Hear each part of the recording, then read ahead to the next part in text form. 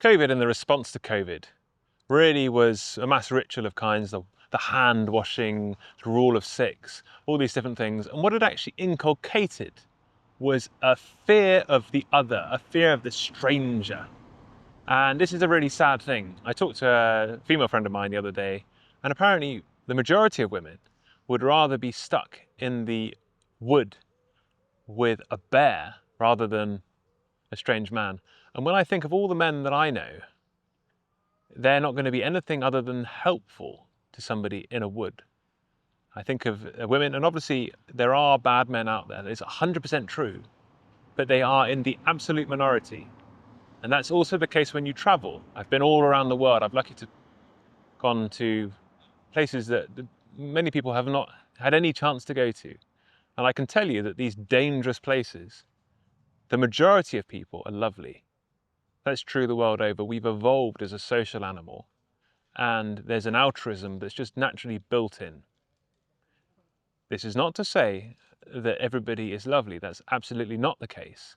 But what I'm saying is that as long as you've got a degree of caution, you can generally open yourself up to be not vulnerable necessarily, but receptive to the world, to the people around you. And I think that COVID accelerated what I see as a deliberate shift to make people worried about their neighbors. And Jesus said, who is their neighbor? Well, it's everybody. And that's true. You see Islamophobia rising. And within Islam, the guest in a house is a really treasured person. And I found when I was traveling, for example, in Morocco, that was true. And Sierra Leone as well. So I suppose the point is that there's this deliberate, and I see it probably more so in the West and more so in educational establishments, where there's this horror that there's all these horrible beasts out there, and there are beasts out there, but they are few and far between. And you could say, well, based on that, lock the people away, keep them completely safe, and create this absolutely sterile prison that they're safe from the potential and actual wild beasts outside. But to do that is not to live. And what I found is that photography is a fantastic way to break out of this fear. How so? Generally, what people will do, especially if they're traveling as tourists, is they'll photograph from afar with a longer lens. They will photograph objects, people as objects, as opposed to people as subjects.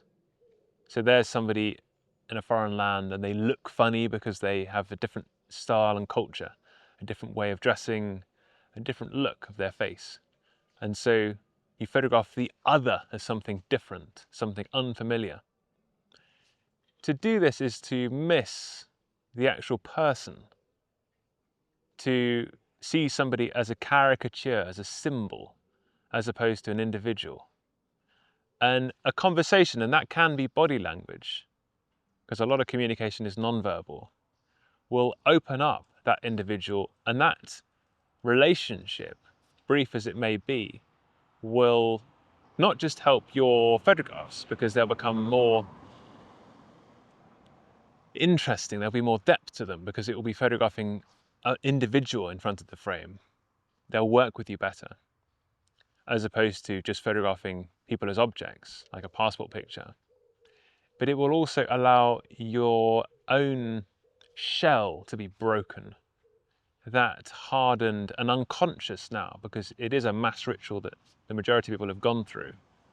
That terror of the stranger infecting you and causing all this mischief, that has become a program in the mind that's actually beyond everything, this fear of the other.